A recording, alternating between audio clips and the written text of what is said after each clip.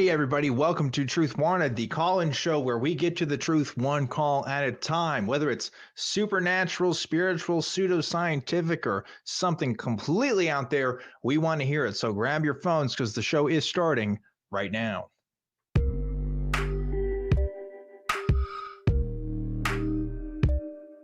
Welcome everybody to another episode of Truth Wanted. I am your host, Objectively Dan. This is the live call-in show that happens every single week, Fridays at 7 p.m. Central Time, where we talk to people about what they believe and why. And if you'd like to call us, you should do that because the lines are open now. You can call at 512-991-9242 or through your computer at tiny.cc/calltw. And if you're new around here, Truth Wanted is a product of the Atheist Community of Austin, a 501c3 nonprofit organization dedicated to the promotion of atheism, critical thinking, secular humanism, and the separation of religion and government. And every single week, I'm always trying to have a special guest. This week is no different. We have Thinker joining us today. Thinker from TikTok. Hello, Thinker. Welcome hey, Dan. to Truth Wanted.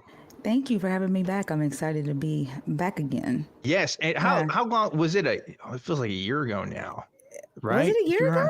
Was it that long? Was it that long ago? It feels like it's been a while, right? Since you were on again. So what have you been up to since last time you were on the show? TikToking. Just TikToking. Just yep, I love it. I love it. Yeah. Still busting down believers night after night, third shift.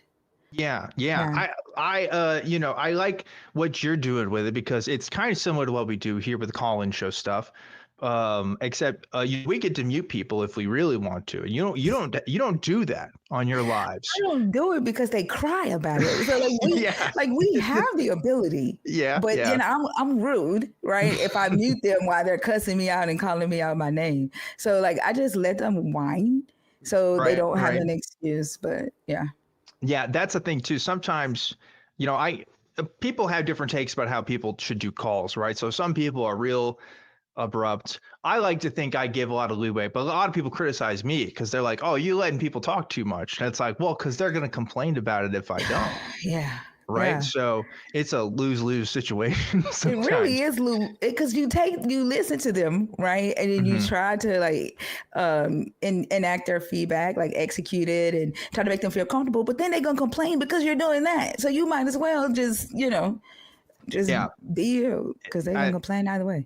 I don't know. It's wild. But I like, again, what you do because, well, I mean, here anybody can join in and call in if you want, but it is even easier on TikTok to just be like, oh, I'm just going to join in, and you let them and let people make fools of themselves, right? So have you had any fun conversations since last time you were on the show? Oh my God. Last night. Yeah. Well, I told you. So I've literally this week, I've learned that when believers die, they're going to have spiritual bodies that look just like the flesh. Right. That's interpretation in some forms of Christianity, right? Where it's like you have a new body in heaven, right? Is that what you're talking about? Well, Islam too, because I talked to in Islam too. That's true. There was a Muslim guy on the line last night, and he wants to die here, go to the new earth, have a spiritual body, get a spiritual wife. He gets the gift of teleportation. Then he gets one wish, and his one wish will be to come back here and be filthy rich. I said, so you want to die to get a wish to come back and be rich? Rich. Yeah. It doesn't make sense. I don't know if Muslims believe the same thing. I know, in traditional Christianity, at least, they describe the new heaven and earth as having streets of gold and stuff, right? Yeah. So it's like, how are you going to be rich if everybody else is rich too? You better step up. Yeah, I guess. Huh. I'm trying to figure out how all of them are going to be leaders. Who are you leading if all of y'all are leaders? Who are you trying to impress at that point? You're all dead. Why am I going to listen to you? I'm already dead. Exactly. But they ain't dead though. That's the thing, because they're right. I'm trying to figure out how their souls have teeth, and I've been asking them this all week, the gnashing of teeth. They say yes. The weeping and gnashing of teeth. How your soul. Right. Okay. Yeah. Because when they're suffering, right, there's a gnashing of teeth. That's kind of a, yeah. Okay. That's interesting. I always thought about that too, right? In a similar way. Because it's you're supposed to be in pain, right? But we know people who are born without the capacity to feel pain. And that's why they mess up their hands and stuff and all that because they put them in weird situations. So it's do those people suddenly get to learn pain? Like, how does that work? Like, do they need nerves for that? I don't know. Very they grow interesting. pain receptors. I'm trying to figure out how souls have pain receptors. Yeah, exactly. Like, did you hear? Have you ever read the Apocalypse of Peter, the apocryphal text? I've definitely read some apocryphal text, but I don't know if I've read that one. Remind me about that one. So Peter's apocalyptic text of his version of hell is men are hanging upside down by their genitals on chains over fire, looking at the women that they lusted after during their life, and the women are hanging upside down by their breasts over fire by chains, like their nipples are attached to chain. This is Peter. This Jesus said, upon this rock I'm gonna build my church. Like, this is that Peter saying that this is what hell is like. Wow. And you know what? The worst thing is, I've been on the internet. Somebody's into that. Like, that's not going to be hell for them. You know what I mean? I found a Christian who was into it the other night. Oh, God. Wow. Yeah, that's really horrific. And that's the apocryphal texts from the ones I've read are always like the most out there, awesome kind of stuff too. No, that's not awesome. But I'm thinking of, so there's an apocryphal text for the book of Daniel. There's got a couple extra chapters. You know about that one? Where Daniel talks to a dragon, and he has to fight a dragon. I think the dragon's name is Bel or something. Where it's like, that's awesome. Yeah. Not Baal. Baal's a different thing. That's New Testament. That's the New Testament thing that they.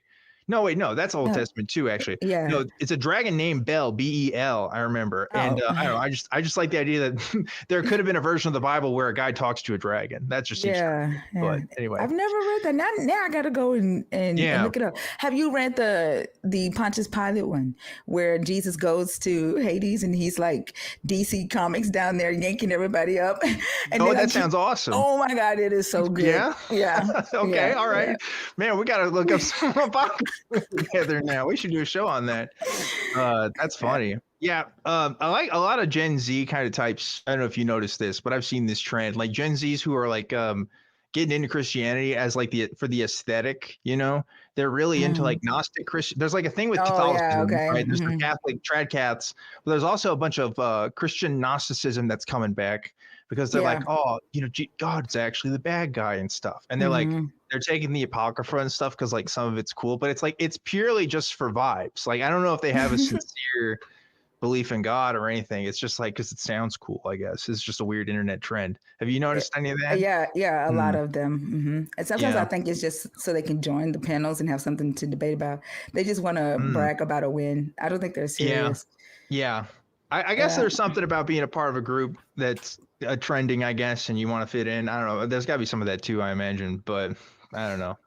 All very Have you odd. read the Messenger Bible where like it uses Gen Z language? And I think Matthew 16, where Jesus is like, don't go get a job. Wait till I come. Self-help is no help at all. And then it says, put me in the driver's seat, but Jesus didn't swerve. And like, no, that's not real. You're making that up. That's real? Seriously, yes. But Jesus didn't swerve. Jesus didn't swerve.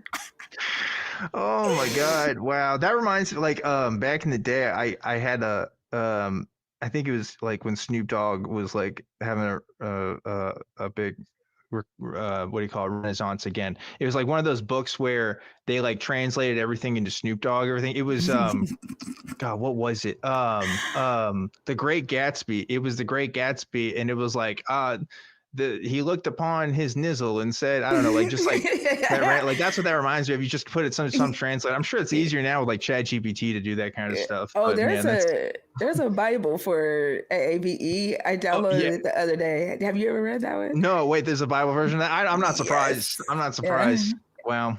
Yeah. Wow, that's great. Yeah. What do you do with that? I don't know. Use it on TikTok. Like, yeah, that's true.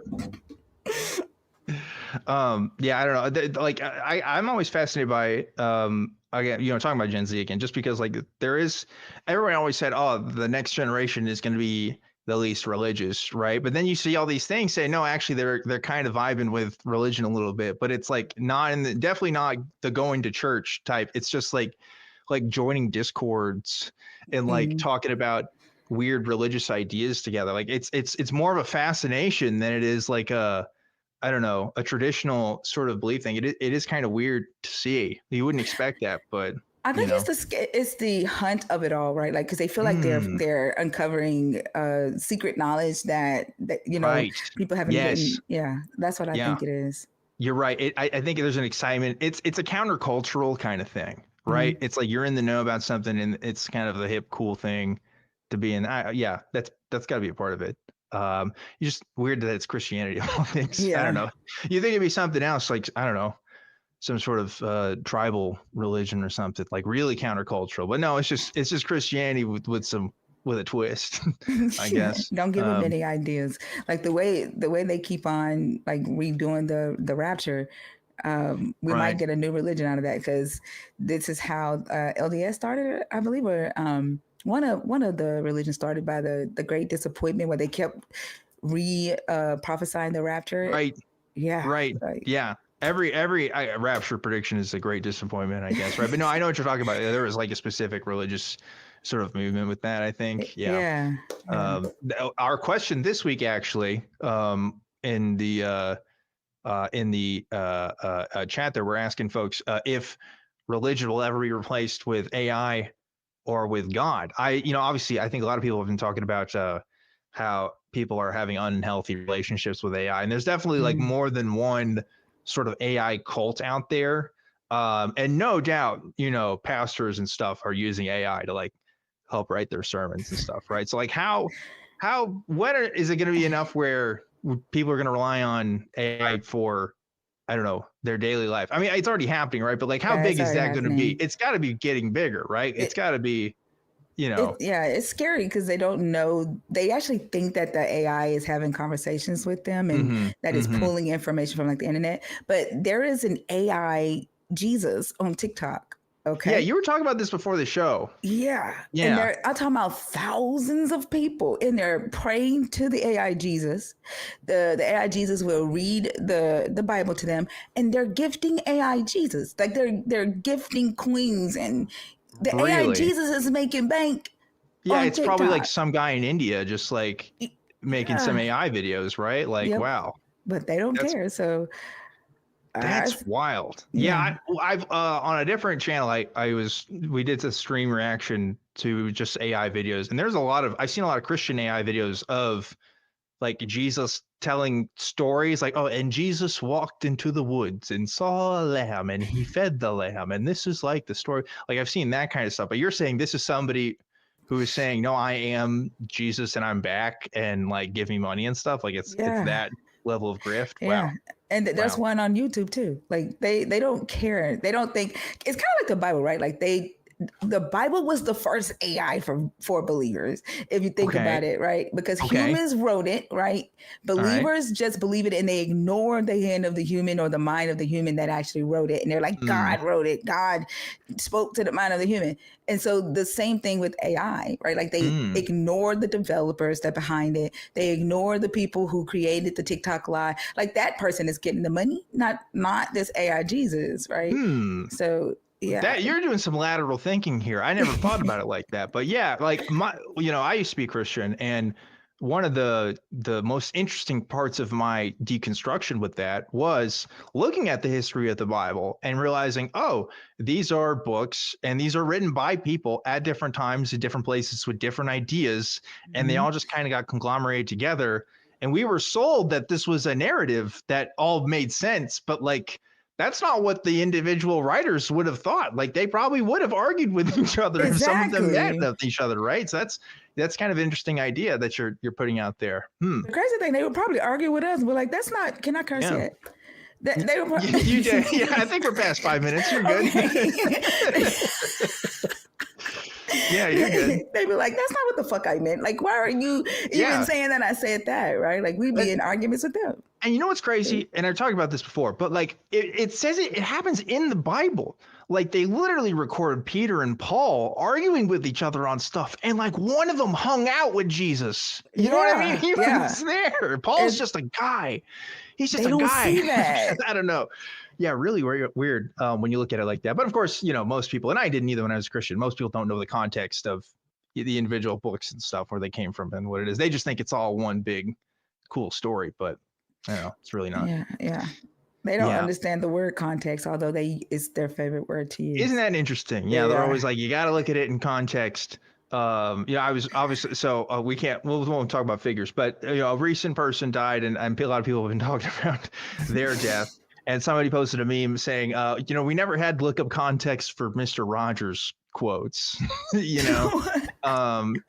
about this other person that they're quoting. And it's like, yeah, that's true. Like, if you're really a good person and you mean it, it should kind of come across as, in your text there. But it is funny how you need the context for the God too. Like the same, you know what I'm saying? Same, yeah. I would think that God would be a bit more clear, right? Yeah. Like, I feel like he could have really done it if he wanted to. I just didn't try, or at least didn't care enough to try. But he doesn't care today. Like, if he did care back then, he don't give a fuck now because he hadn't updated in 2,500 years. That's another thing. Like, I think Jesus should have wrote it himself at least, right? Why are we getting a bunch of other dudes to write it for him? How do we know that? Did he fact check these other writers and be like, I didn't approve this? What do you mean? I don't know. And at least do better than Apple. Apple update their phones like once a year. Jesus hadn't updated his. I'm looking for that new iOS for the Bible. Right. Where's that glass panel for the Bible? I want that new, that'd be great. Some gold streets in heaven. You still come out like you bronze age. You still in bronze. Talking about some gold. That's another thing too, because evangelism as a concept is kind of interesting because they're like, we're going to rely on this group of people to kind of go out and do the job and spread the word. But it's like, you could have given people smartphones like right then and there and be like, distribute this out. And then you've developed technology to communicate to everybody, but instead people had to go on boats and stuff. They could have died. I don't know. It didn't really work for a lot of people. What? Like, doesn't it say that he put the word on their hearts? Like, it's supposed to be a built-in programming. That's a good point. It's like, why not just do that for everybody? I don't know. Why we got to evangelize at that point? Yeah. Then he gave everybody a virus at the Tower of Babel. We were talking about that last night, how it says he confused the languages. Yeah. And I say he didn't give a damn about whether those people was at the top of that tower and they looked down and said they wanted to ask for a rope so they could come down safely, and all they hear is and then like he didn't care. Yeah. That's true. He didn't really care about people's well-being back then. I've heard very interesting interpretations of that story. I don't know if you've heard this, but that's what. So a lot of some scholars perpetuate this idea that God at that time, a lot of early writings of the Old Testament are talking about Yahweh as a specific being within like a pantheon of beings, right? And so when the actual like coming up to heaven is a front to like the gods, like plural. It wasn't just like the singular God. And so there's a couple of verses like in the Old Testament there and in Genesis that use the word God in a different way that they use the God in other contexts where it would refer to like a plural sense. And that kind of reads more like a Greek myth kind of, right? Where it's like, oh yeah, you angered the gods and so they punished you for this. Like, you don't really think of the Christian God that way, at least not in like other stories. But for some reason in some of those Old Testament ones, you kind of do. He's kind of a vengeful sort of, oh, this is why humans do this. And now it hurts to be pregnant and give birth because you ate an apple. I don't know. Like, very weird how that works out. But I don't know. At least the Bible's entertaining on some level, at least when you're on our side of the fence. Yeah, it is. Yeah. So with that, I need to bring Kelly in because we need to talk about the question of the week. Last week, we asked you guys something, and Kelly is going to tell us what that was. What's going on, Kelly? Not much. My head looks really big. That's normal, though. Well, my head is big. I think we all know that. So last week, I love this question from last week. Which cryptid creature would win in a fight and why?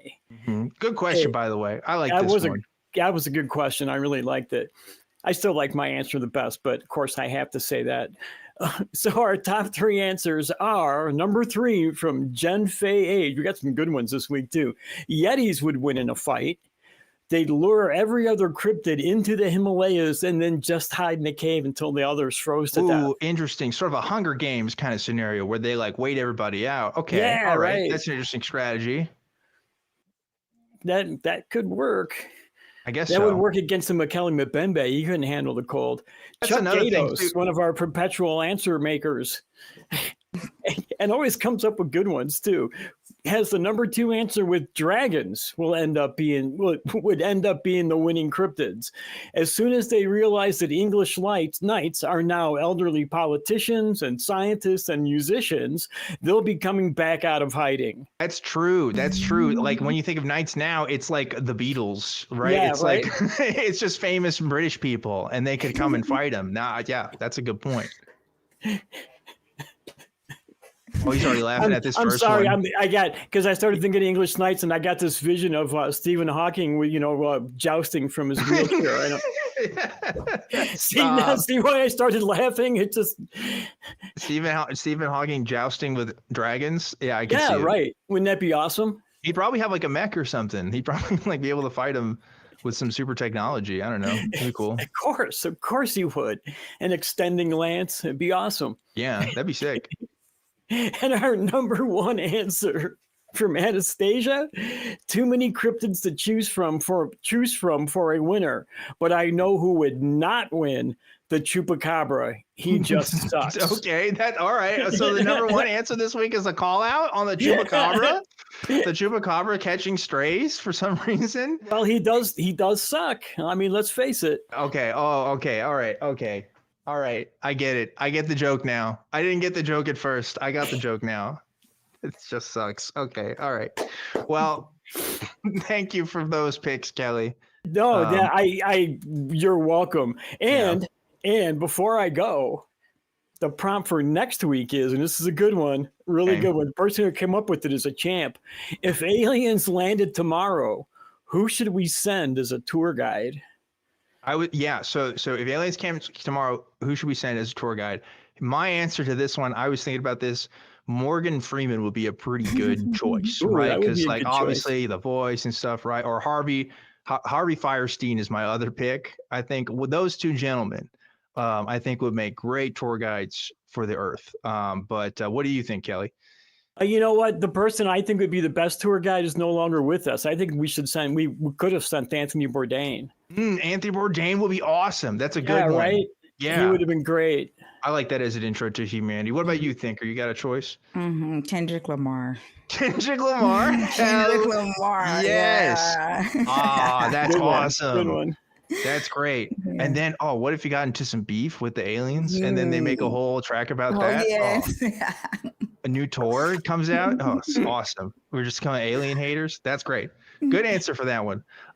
So yeah, leave your best answer below in the comments. See if you can top us. If aliens landed tomorrow, who should we send as tour guides? And we'll read our best answers next week. Kelly, thanks so much. Thank you. We'll see you at the end of the show. Well, thanks for the warning. Hopefully. I guess you could just go. I never see you again, but all right. Have a great show. Thank you, Kelly. And we should be getting into some calls now. So I think we are going to do that. But before we do, we have to thank the awesome patrons that help contribute to the show. Every single week, we always give a shout out to the folks on the Patreon. And so I want to thank everybody that donates to Patreon. But this week's patron of the week is going to be on screen right now in just a second for me to read. It's I Heart Dogs. Thank you so much, I Heart Dogs. And thank you to everybody that donates on the Patreon. You guys are awesome. If you'd like to donate, check out the description and become a patron today. And now I think it's time to talk to some people. You ready, Thinker? I'm ready. Let's get it done. Let's get it done. I'm still thinking about that Kendrick Lamar bit because gosh, that'd be so funny. You hear about that Drake? They dropped that lawsuit. So anyway, no, we're not talking about rap today. You know what? I don't have enough opportunities to talk about rap, music and news on this show. And you almost gave me an opportunity there, but we should stay on topic. Let's stay on topic. All right, we're going back to the calls today. We got Daniel calling in from Canada. Daniel, you are live on Truth Wanted. What's going on? Well, I was telling your call screener that, I called in last week under the screen name of Castle of Ugg. Yes. I've just been using some funny screen names just for, entertainment. I'll be honest, I didn't get the joke, and somebody had to explain it to me afterwards that it was a Monty Python thing, and I didn't know that. Yes. So I'm glad you're choosing a different name this week so that I don't feel dumb for not getting a Monty Python joke. I think I've run out of funny names. I was just having a little fun, but we had the discussion about the face on Mars.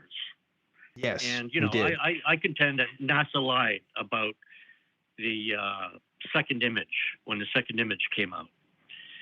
And so for context, for folks who mixed last week, you called in last week saying the face on Mars, I think it's called Cydonia, that they made some sort of announcement.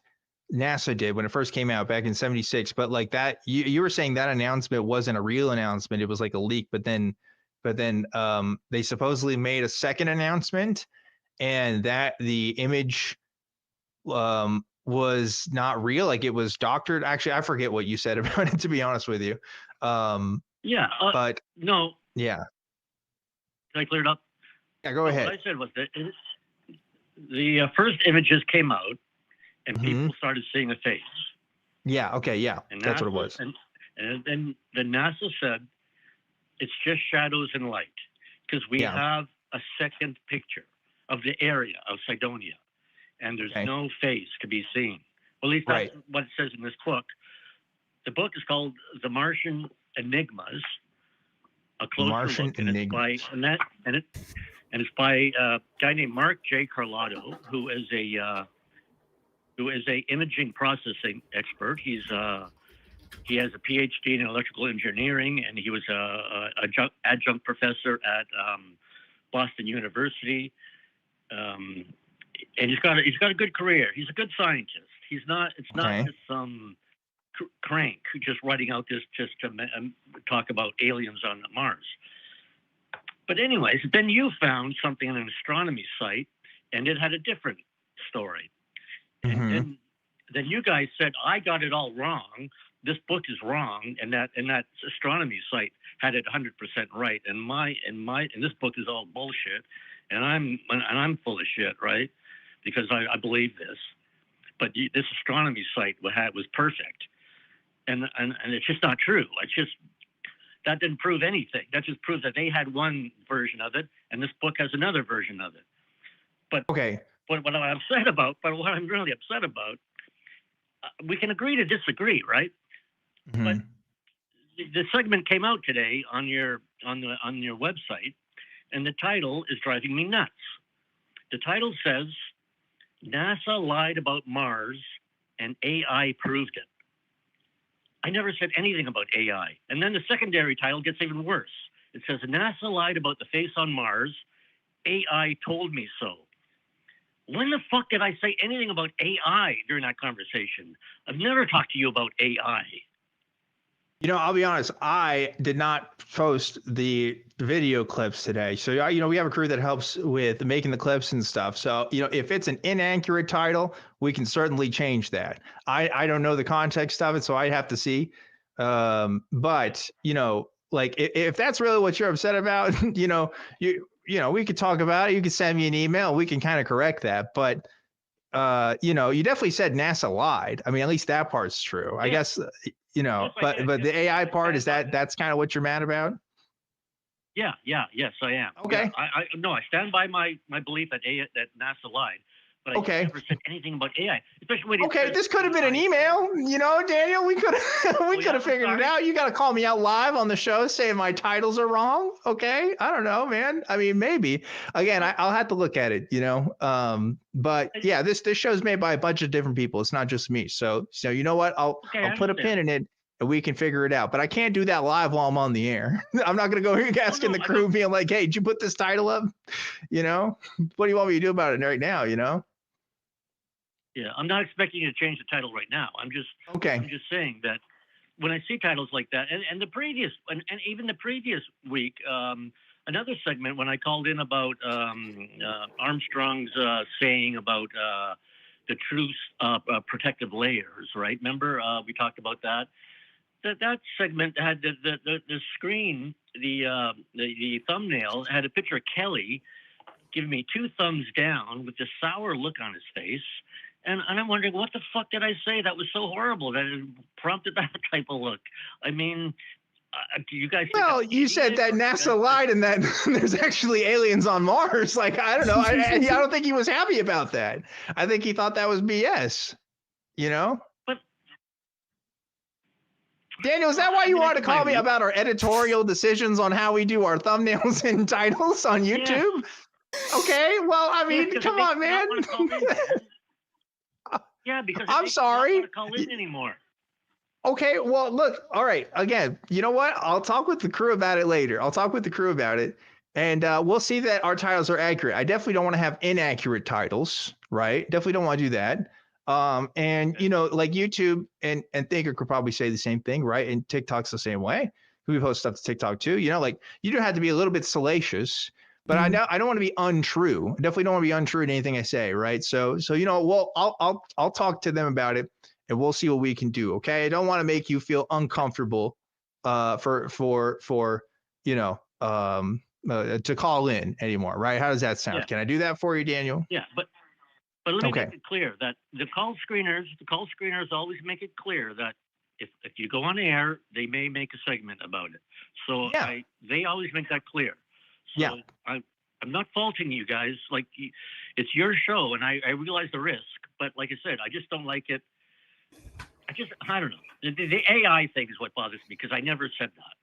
All right. Tell you what, you know, we'll look into it. And we'll try to figure it out. Okay. All right. I don't know what you're trying to do. Call me out live on blast, but you know what? I respect it. So I'll give you that one, Daniel. I don't know. I don't know what to tell you on that. Can we have a different conversation that we can bring the Thinker into it? Because right now this is a, you know, you got beef with me right now, and Thinker doesn't have anything to say on the conversation. Oh yeah. I don't know. I mean, UFO related, there's been some interesting stories. One was an astronomer from Norway or something, who looked at all these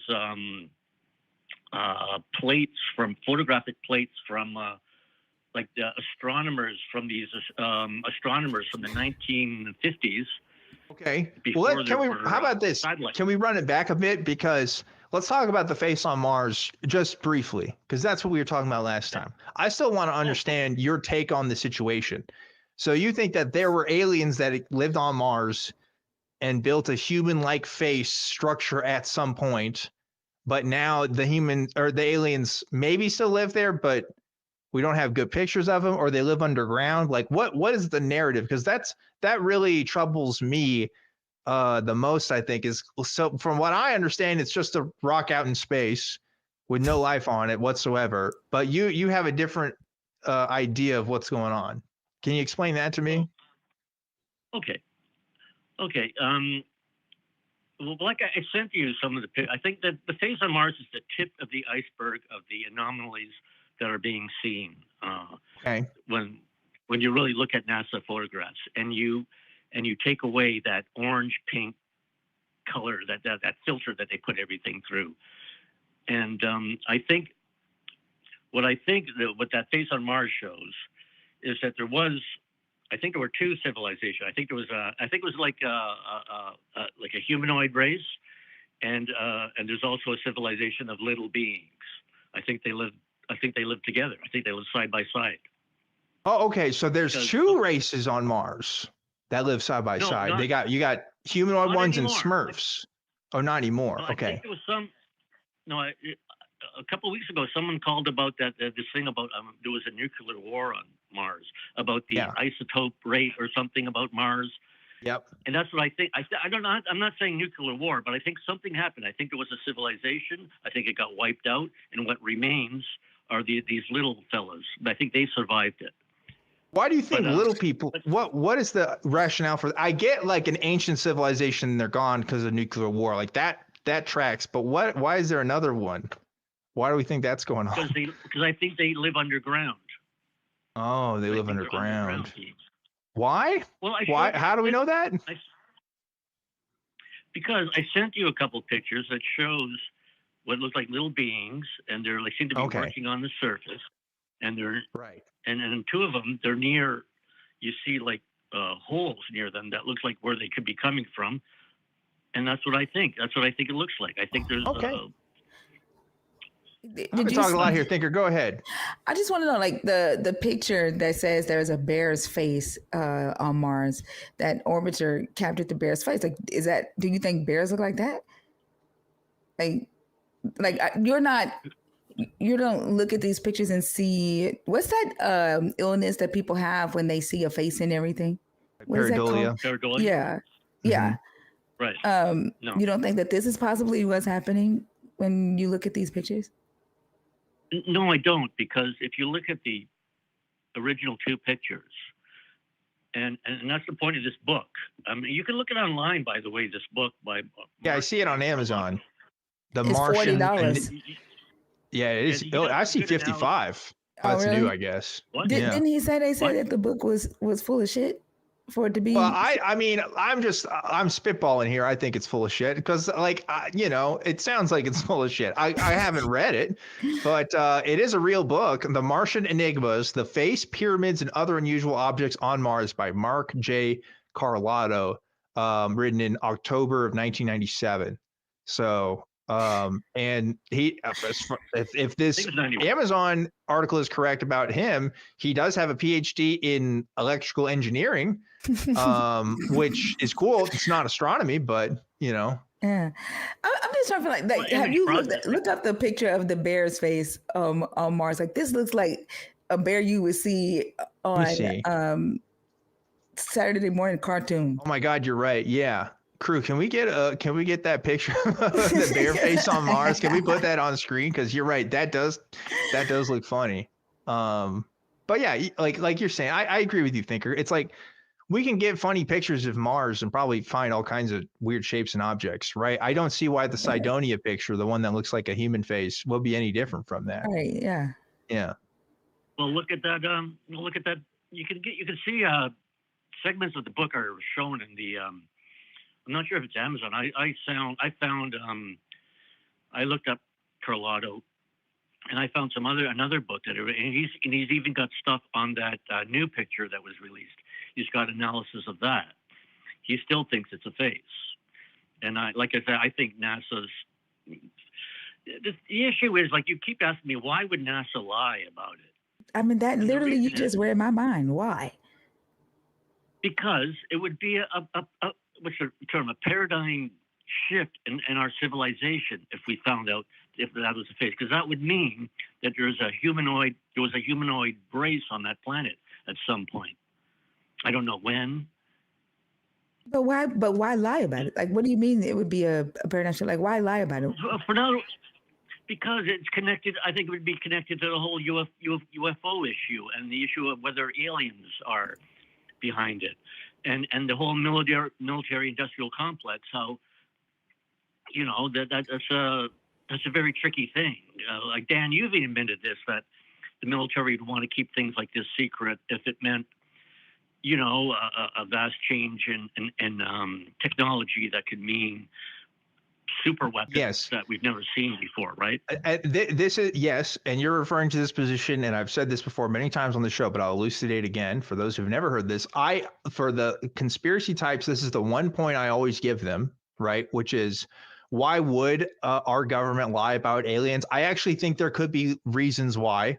There could be international reasons, like international security reasons why, right? If you have contact with an interstellar being, right, you want to be the first to contact them so they help the US and not the Ruskies, right? Okay, so that's a reason. I think that makes sense. And also, you're right, it is a paradigm shifting thing that would affect the public would go nuts if there's like, hey, there's grays out there and stuff, right? So yeah, I could see because like other governments lie all the time. I don't see, and the US has about some things. I could see that as a point, but that by itself is not enough, right? There has to be more than just, they could, right? What I'm asking, like, I understand why they would lie about if they were saying that they exist and they're alive, but if they're seeing some head buried in the ground that's dead on Mars. Like, why lie about that? Like, it's not like they're saying that they're talking to it and that it's like flying over us in a UFO, right? Why lie about saying, oh, there used to be life on Mars, but no, it died out. That's a great point. Thinker has a great point. Why would, if it's used to be life on Mars, but I guess in your view, there still is life. They're just little tiny beings for some reason. I guess. But I think that's just one. Again, Dan. I just think it's one aspect of it. Ufology is a whole.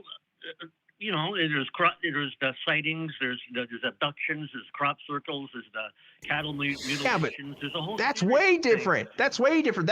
You have to say that the little people on Mars also have UFOs and are coming to Earth and doing all that stuff like that.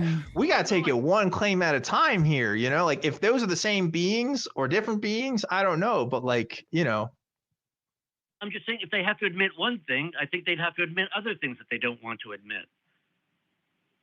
And again, maybe I even gave you the Brookings Institute report from the 1960s, done before the space program, as the space program was launched, where they talked about what would be the impact if we found alien life on the moon. Yeah, and they said that it's They said, again, I'm not debating with you whether or not there would be good reason to lie. Okay, that's not my issue. My issue is how do we know that they are lying? That's the difference, right? Like I don't understand the narrative of, oh, NASA had a photo of Mars's face that they didn't mean to release, but they did on accident, which I think is what you were saying. And then now they have to cover it up and pretend like, oh, it wasn't actually a face. It's actually just pareidolia, right? Like that's the narrative that you said is what's happened, right? That doesn't make sense to me. Why would it even be, it's because I imagine on a planet like Mars, there's going to be stuff that looks like other things. Like Thinker already pointed this out. There's a face of a bear that's on Mars. So why would it not be reasonable that it's just another thing that looks like a thing on Mars? There we go. We got the bear picture up. Look at that. That's a goofy looking bear. That's you're right. That's a Saturday morning cartoon ass bear. Yeah. Right there. Yogi.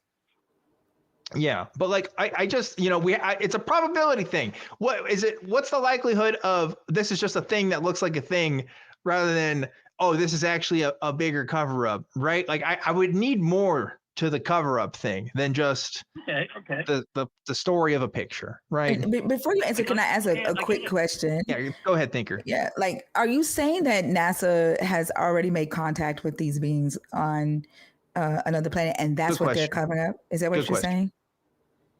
No. Okay. Okay. They just saw it, but they're not doing anything about it. What's the idea? I don't know. I wouldn't know. I would not know. Well, you apparently know they're hiding shit. You don't know that they made contact with them? Yeah.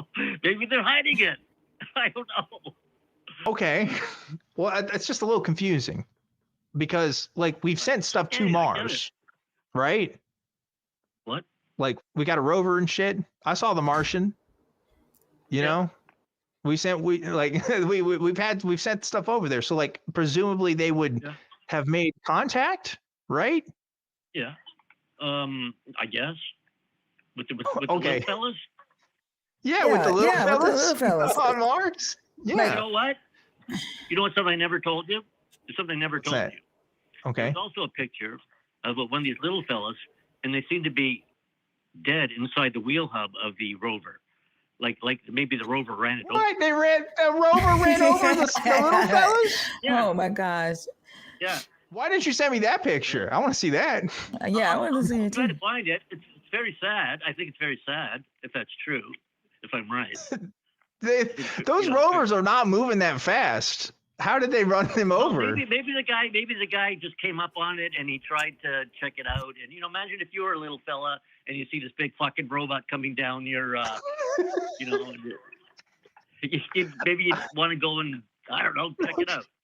You're saying he's like a squirrel that ran across the road, like it's just a roadkill situation? I don't know if I buy that, man. That's sort of.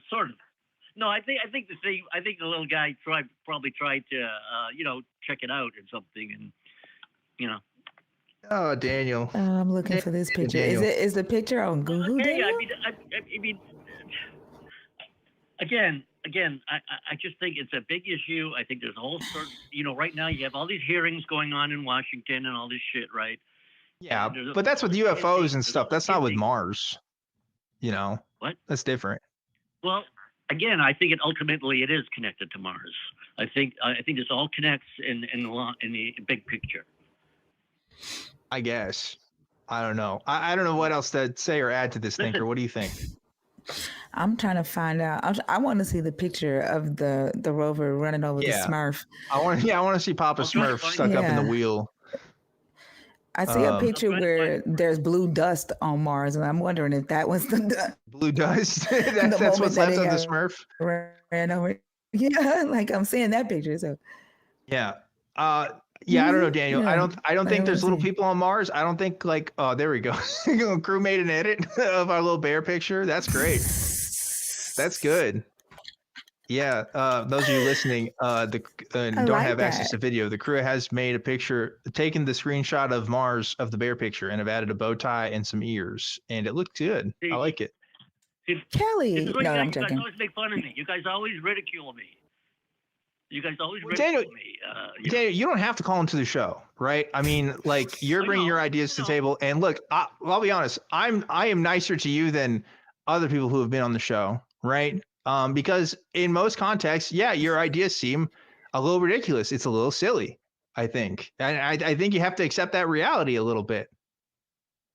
No, I do. I mean, I wish you guys give me credit. At least I'm calling in I respect the fact that you're skeptical people. I respect the fact that you're bringing your ideas to the table, and you have to respect that I think that they're silly. I'm not going to tell you, oh, well, we're just going to think that this is okay, because it's not. Like, it's not real, right? I don't think it's real. Okay. I'm not going to be like, oh, well, maybe this could be a possibility. I don't think that would be honest of me, right? No, I agree. But I'm okay. But I'm being honest too. I'm just trying to be honest. Okay. So why do you have a problem with me saying this is ridiculous if that's how I honestly feel about it? No, I don't have any problem with it, but I just sometimes you make images, you kind of make fun of me. You put up some goofy alien image or stuff like that. Oh, you're talking about little aliens that are getting run over by rovers. What do you want me to say? Like, I don't know. Well, you want me to be nicer to you about it? Like, I can. Maybe it's not. But it is. What do you mean? That's right? I don't know. Dan, I'm not going to argue with you about it. You already put me on live. Like, you put me on blast at the beginning of this show. And like, I'm not going to sit here and coddle you with it, man. It's like, it's silly stuff. It's silly. It's not, it's hard for me to take seriously, I guess. Like if this was real, we need to have better evidence than just, here's a picture I found on the internet one time of a thing that looks like got stuck in a rover. Like I just, I need more than that. Right. Like, okay. Like, I don't know. I was about to make a comparison that I don't think would be appropriate for the show, but whatever. I don't know, Daniel. We have other callers that want to talk to us. Is there anything else you want to say before we let you go? No, I just said I sent you images before. I kind of hoped was instead of just looking at it for 2 seconds and making a judgment, I kind of hoped that you'd kind of on your own time take a look at the picture closely and give it a few like 10 minutes of your life. I know you're busy. You got a life and you got a wife now, and good luck to your marriage. And thank you. I just hope you can take a few seconds, just a few minutes of your life to really examine these pictures, because I'm not just making this up. I'm not just seeing things. There are other people who agree. There are other people who agree with me, of course, but I expect the skepticism from you guys. I mean, I'm calling the atheist community of Austin, right? I mean, that's what I expect. I mean, yeah. You invite this topic, and I call in. Yeah, and look, okay, if you send us pictures of the Smurf thing, I'm sorry I'm calling it the Smurf thing if that's disrespectful. I don't know why you feel like it's disrespectful. You don't know these aliens, but if you send in pictures of the little people if you send in pictures of the little people, I don't want to say little people either, because they're not people, I guess they're aliens. But if you send pictures of the little aliens being run over by the rover, we'll look at it on the show, okay? We'll look at it on the show. I will do that, okay? Yeah. But you haven't sent pictures in a long time. It's been like I don't know how many months, but it's been a long time since you sent in pictures. Oh, okay. So I haven't had much to look at. Okay, sound good? Gotcha. All right. Sure. All right, Daniel, I'm gonna let you go. Thanks for calling in, and hope you have a great rest of your weekend. Wow, what a call. Thinker, what do you think about this? Because I think you there's a should lot make going on edit there. the picture of the bear Yeah. next time, instead of when you do when you clip this segment and you post it. I think the bear should be in the thumbnail. Yeah, 100%. And then, you know, what would be even funnier is if we said like, man believed AI told them that bear, like we just lie. That would be really funny. Before if you we just got hit over by a rover. Yeah. Like, okay, if our titles are inaccurate and are not exact quotes, that is a problem, you know, and I'll look into that. Sorry, like I don't title every single thing, right? It goes through our crew and stuff, and we have a process. So I can talk to the crew about that. But like, you can't complain about us saying the ideas are ridiculous. Like, I don't agree with that.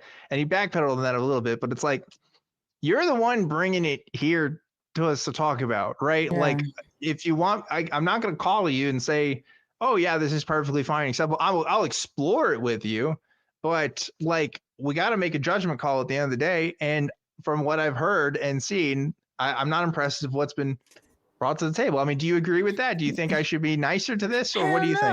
No. Yeah. And then he said, like, he literally said that when he calls in, he knows what to expect, right? Like, so he's just complaining. Yeah, I think so too. It's what we were talking about at the beginning. We like you said, our call screeners let people know, hey, this show is live and it's recorded, and we do it for, like, this is the most ethical. We try to make a call-in show, like, seriously, like it you know, there's people that do it way worse than us, I'll tell you that. But you know, I don't know, man. I want to see the Smurfs on Mars, though. I'll tell you that. I do too. If he said it to you, send it to me, because I want to see. All right, I'll loop you in on that. I'll CC you. Subject, Smurfs on Mars. .jpg. That'd be awesome. But no, last time, and you missed this, but like last time he sent stuff, we did look at the images, and it just looked like a bunch of rocks, like on Mars, like taken from the Viking rover or whatever. And he was like, no, you got to look at it with a magnifying glass. Like, he literally said, we got to look at the pixels. And it's just like, what am I supposed to tell you? It doesn't look like an alien. It looks like a rock, you know? So I don't know. Maybe on Mars, rocks are aliens. Yeah, maybe the rock, rock beings, like golems. Yeah. Ooh, yeah. Okay. Yeah. That's a new angle. I could work with that. So I see we got some other folks who want to talk to us. Before we do that, I want to make a brief announcement that we are doing our live shows at the Free Thought Library on Sundays in Austin every week. If you go to the Atheist Community of Austin building and you want to hang out with other fans, you can check it out. Doors open at 11, and it is completely free for anybody to show up. So if you're in the Austin area, check that out. Another way to support us is by sending super chats, and we will read them on the show live, of course, as long as they are YouTube appropriate. And if you're also in the Austin area, we have a meetup to keep up with community events. You can go to tiny.cc/ACA meetup for that. And last but not least, I have to thank the awesome, amazing crew that helped make this show happen. Let's get a crew cam up. Lots of folks help make this show happen, as you can see. So I guess I'm going to have to, and some more people. Hello, we got Vern joining us here. What's up, Vern? So I guess I got to talk to you guys. Are you guys making fake titles of our clips? Do we got to review our clip policy? Because, I don't like that. But anyway, with that out of the way, thank you. Let's take our next call. You ready to talk to some more people? I am. I just want to say that I've been over here thinking, and I'm thinking about the rock bands on Mars. Yeah, you're on that still. Yeah. Yes. And then that, the scripture in the Bible that says, if nobody praises him, if humans won't praise him, the rocks will. He was talking about the rock beings on Mars. Right. Well, golems are a Jewish monster. It's a Jewish idea. Golems are. Oh, is it? No. Mm-hmm. Yeah, that's why Golem Heights. You ever heard of that? It's a Jewish word. No, I didn't know that. So the Jewish mysticism and like Jewish myths are really interesting. There's like a lot of monsters and stuff in like old Jewish idea, because it's one of those things where it was like a more ancient religion before it became the religion it is today. We were talking about this earlier, where it's like there's like a sort of a polytheism element to it. Yeah. And so there's a lot of like mythological creatures that kind of come into there too. It's kind of interesting. But yeah, golems are a Jewish folklore Oh, myth. that is So, interesting. yeah, more Yeah. the more you know, the more Yeah. you know. So that's the kind of cryptid I want to see. I want to see more golem sightings. You never see that these Yeah. days. But let's get to our next caller. We have Michelle, who wants to talk to us about Noah's flood. Michelle from New York, you are live on Truth Wanted. What's going on? Not much. How you doing, Dan and Thinker? Hey, Doing Michelle, great. how are you? Doing great. Tell us what you want to talk about today. Fantastic. What's your take on yeah, this is like how I want to. I'm trying to phrase it like the way I had it before. What would you two say if I said the Bible, and I'm going to tie this into Noah's flood here, but the Bible is a sort of scientifical, sometimes historical, actual book. Not all the time. I think it definitely gets some stuff wrong, but maybe. And these are ancient things in ancient times, and it's hard for us to get perspective on the past because, well, the Library of Alexandria was burned down, so we lost all of that knowledge. And maybe at one time the world and all its peoples, or some of its peoples, knew that this whole earth one time was covered in water. Because I was up hiking the Catskill Mountain Trail, and you can check that out and see how far above sea level it is. But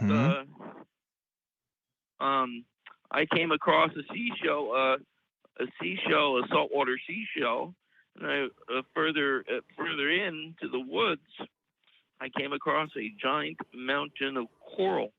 And I know I'm a rock hound. I know coral when I see it. Yes. Yeah. So listen, first of all, I can't verify if coral is specifically in the Catskill Mountains. What I do know is that we've found whale bones at the top of Mount Everest, right? And creationists look at that and say, wow, doesn't that mean that the earth flooded? So how else the whales get there? No, it's because the earth is right, but the earth is billions of years old and it's gone through lots of geological changes, right? So at some point, the Himalayas were underwater, right? So it doesn't surprise me that you would find fossils of marine life or whatever, like in the Catskills. That has nothing to do with the earth flooding 6,000 years ago, because that is what the Bible says happened, right? Which is just factually not true. You asked me what my reaction is if the Bible is a historical or scientific book. I say absolutely not. It's just folklore and religious propaganda at best. I don't maybe some historical stuff. Yeah, but I agree with you. Okay. I agree with you, Dan. Okay. It's folklore and it's religious mumbo jumbo. I agree. Yeah. But it's a book that has some okay, so what if one day they proved that and I was talking to Jonathan, the call screener, who gave me a great little he talked me up, gave me a great convo. He's a great guy. Gave him a raise. Anyway. You're a volunteer organization, but yes, go ahead. Yeah, I know. Everyone will, yeah. He told me that actually they discovered the theory is that the earth was actually once covered in snow. And what if somehow this Noah's flood story was in the Bible in that time was a way of saying our ancestors knew and passed on to their several generations orally that that the whole earth was covered in water before life started here. Okay, let me get my response, and then I want Thinker to talk because I don't want to be talking this whole time. Okay, a lot of people have this idea. What if the Bible gives this? What if it's actually a broader message? And I love this because this is only, I think, almost exclusively said by people who don't read the Bible or haven't read this story, because this story is like very explicit in what happens. Like the God of the universe, or Yahweh, is talking to a man and his family and saying, these people are sinful and we're going to kill them, and we're going to put all the animals in a boat, and it's going to rain for 40 days, and then like your people are going to like populate the earth and stuff. Like it's very explicit in its details, and people are like, no, but it's actually like a metaphor for this. Like none of that has anything to do with like the earth being covered in snow or like long-term geologic time periods. And you want to know how I know that? It's because Christians have never interpreted that way until science has given us those answers, right? And then we retrofit scientific, discoveries into what Christianity says. It's like, oh, maybe it was talking about that. Well, if it was talking about that, then Christians would have been saying that. But they never said that until science came along and validated these ideas, right? So I don't know. I kind of reject that interpretation. But Thinker, what do you think about this?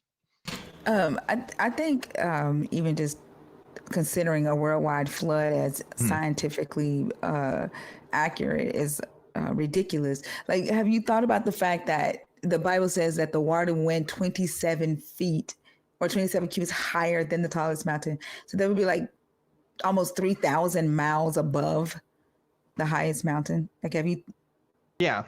Like, It's like Are you asking me, Thinker? Yeah. Yeah, it gives specific measurements, like it gives like cubits or whatever on how high things were, It says 20. I think it says 27 cubits above. That's like 3,000 miles above the highest mountain. Yeah, is how high the water went. I reject most of Noah's story. I reject pretty much all of it. The Noah's story. You reject it. The only part I don't reject is that one point in time in the Earth's development as an oblique spheroid, the entire land mass that we know to be the sphere globe thing that we call the planet Earth was covered in water. I'm not even sure if that's even true. I don't even know if all of the Earth was underwater. I don't know if that's. I mean, I could be wrong about that. I'm not an expert, but like, let's say that that's true, right? Like, that's not what the Bible says happened. The Bible said it rained, and then it rains for 40 days. Again, like it's very explicit in its details. Like we can't just like retrofit. Oh, maybe it's talking about this broad geological shift that happened over thousands of years. Like, but it's not what it's saying, though, right? We're talking about different ideas. Dan, I'm sorry. Do you think that I've always, like when I was in school, I heard it taught that it was like believed that there was an asteroid that hit the Earth, and that's why all the dinosaurs died. But what if it was an asteroid storm and it caused the tidal waves to cover all the land, all the continents? What if the Smurf people on Mars sent the asteroids and destroyed everything? I don't know. What are we going with here? What if because in the beginning of Genesis, in the first words were the earth. The correct translation is, and the earth became without form and void. And some scholars in the Christian realm believe in the pre-Adamic earth and creation, where all the dinosaurs roamed. Okay, you lost me because like we're we're talking about something else now. Yeah, like I think he's trying to say that this basically that the story of Noah is going back millions of years and not just the 6,000 years. Is that what you're saying? Yeah. Like, but why? Like, why are we talking about this? Because it connects. We're talking about this because I was saying that maybe it wasn't just one asteroid that extinguished the dinosaurs, but it was maybe a whole meteor shower, and then that's what caused the whole Earth to become covered in water. Do you have any evidence to back that up besides maybe it could be that? Like, are scientists saying that? Do people who study this say that? I found a giant mountain of coral where it shouldn't fucking be. You said you found a giant what? Oh, he said he found some coral where it shouldn't be. So therefore, a meteor storm happened across the Earth. I'm not sure if I'm making the connection here. Therefore, Earth covered in water entirely. I don't think that's how that works. I don't think just because you found a piece of coral in one place, that means that the entire Earth was covered in water. It wasn't a piece. It was a whole literal giant Okay, I don't even care there was a giant thing. That's not how that works. You don't point to, if I just like, I don't know, found a piece of limestone, I don't get to say, wow, there must have been limestone all over the earth because I found it in this one place. Do you think that's good science, Michelle? Guess what, Dan? Guess what, Dan? There is limestone all over the earth. Well, there is limestone because a lot of the earth was underwater. That's true, right? But I'm saying, like, that doesn't mean it's over the entire earth, right? That's a very different thing. How do you know that, Dan? Dan, how do you know that? What do you mean? What? I will work you into admitting that you're an agnostic on this subject. No, I'm pretty fucking. I don't know. Thinker, go ahead. I'm trying to, what does this, what are you trying to prove with this story? Like, if you reject the rest of the theological aspects of the Noah story, like, what's the point? Let's say a tsunami, like an asteroid did hit and the earth was underwater. Okay, now what? Like, what's the point? We would just know more about our Earth's development. That's all. Okay. But you don't think figure this stuff out. But so Michelle, I'm confused on your position because you obviously view the Bible as some sort of vessel for truth. It's at least telling you some true things, like maybe metaphorically. But you don't believe in God, maybe, right? Or do you believe in God? Like, how does this relate to, why should I care about what the Bible says? Period, right?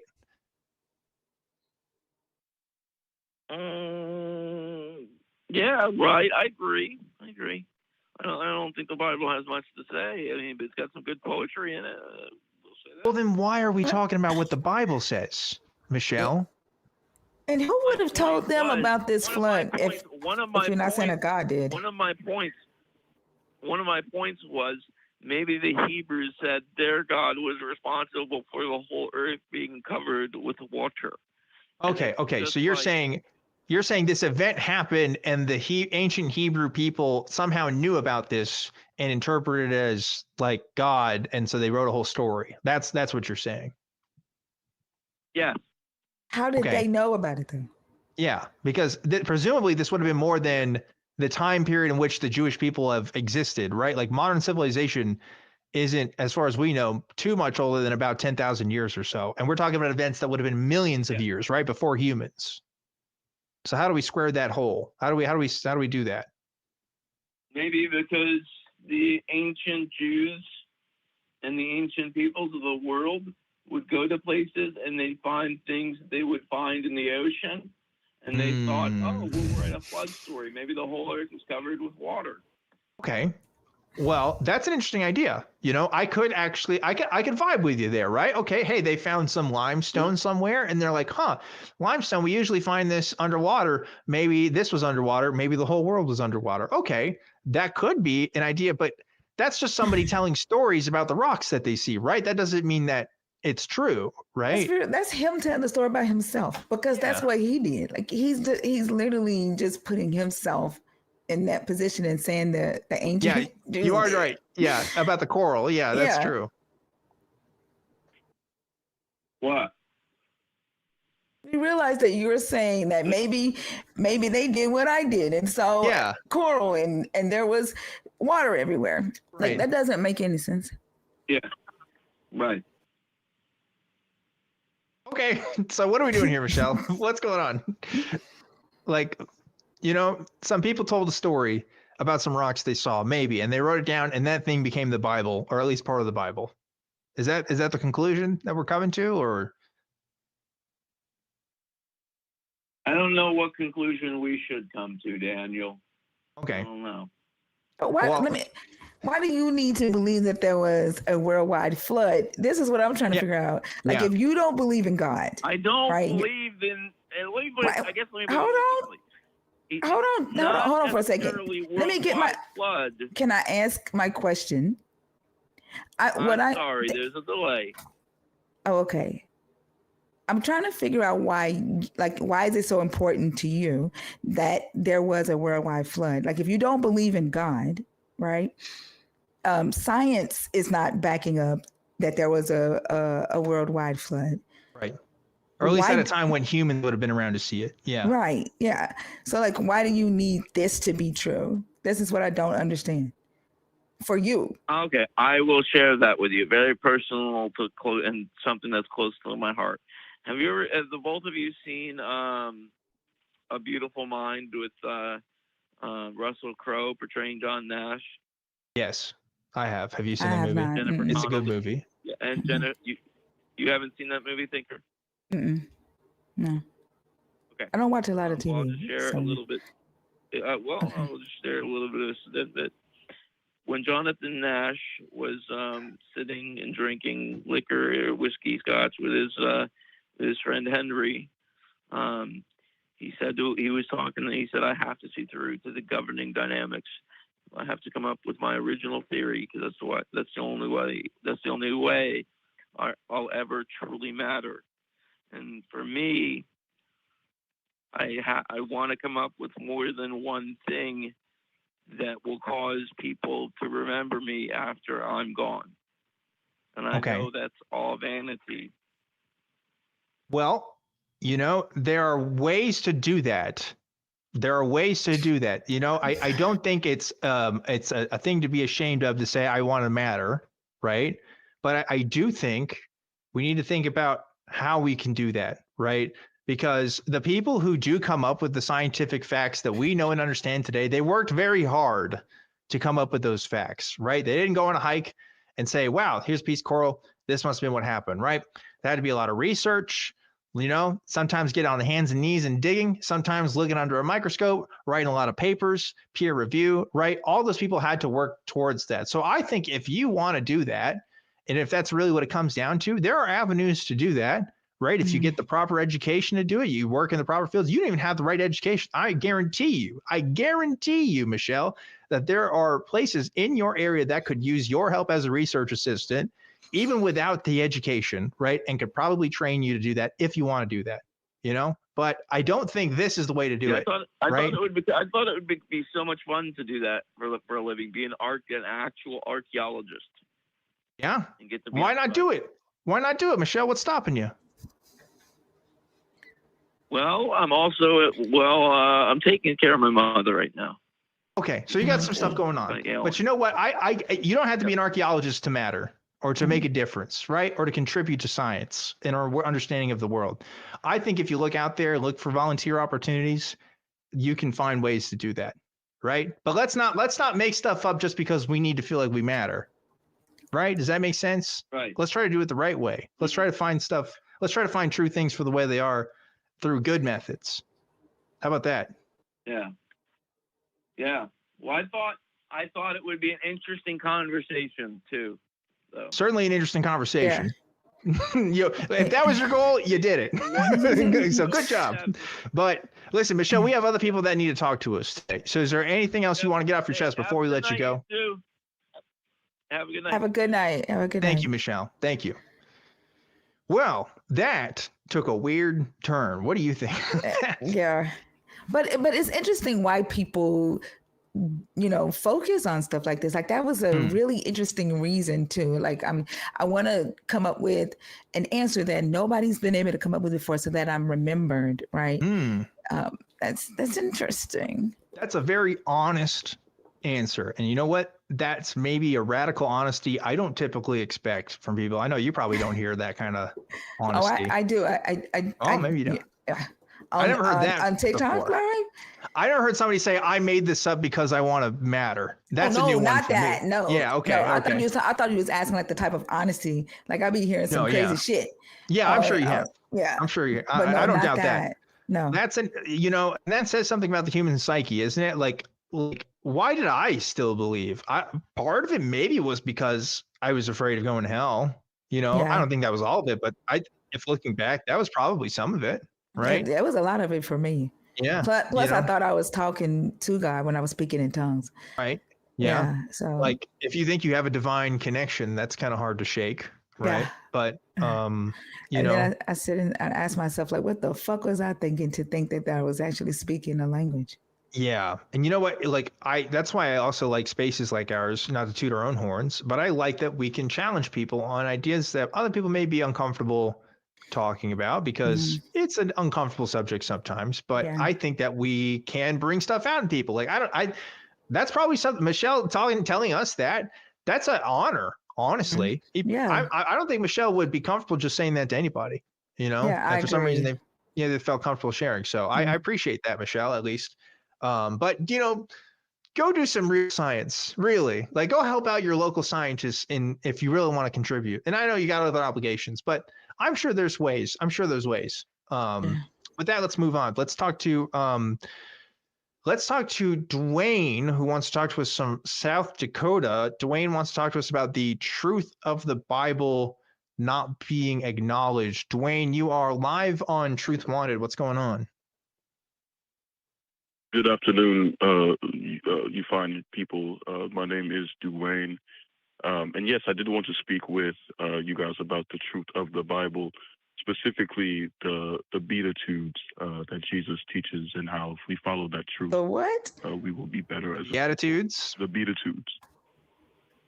Are you saying Beatitudes? I've never heard of Beatitudes. I've always heard Beatitudes, but yeah. I don't know the Beatitudes, I don't know, like, how much you want to dive into that, but I guess we can. Absolutely. I feel like if you, like I said earlier, if you follow those teachings, if everyone in the world participated, then we would be able as a people to transcend sin and really live according to God's purpose. Being merciful, maybe being pure in heart, being a peacemaker. Yeah, I mean, so some of those ideas are kind of good, and he's just saying it's a list of him saying blessed, right? So like you said, blessed be the peacemaker. Let's see, I gotta Google what the other ones are. I can't remember. Let's see, blessed are the poor in spirit. Blessed are those who mourn. Blessed are the meek. Blessed are the hunger and thirst. Just basically, blessed are those who are suffering. Like, if you're suffering, you're blessed, but you're really not blessed because I'm gaslighting you. Is this what you're talking about?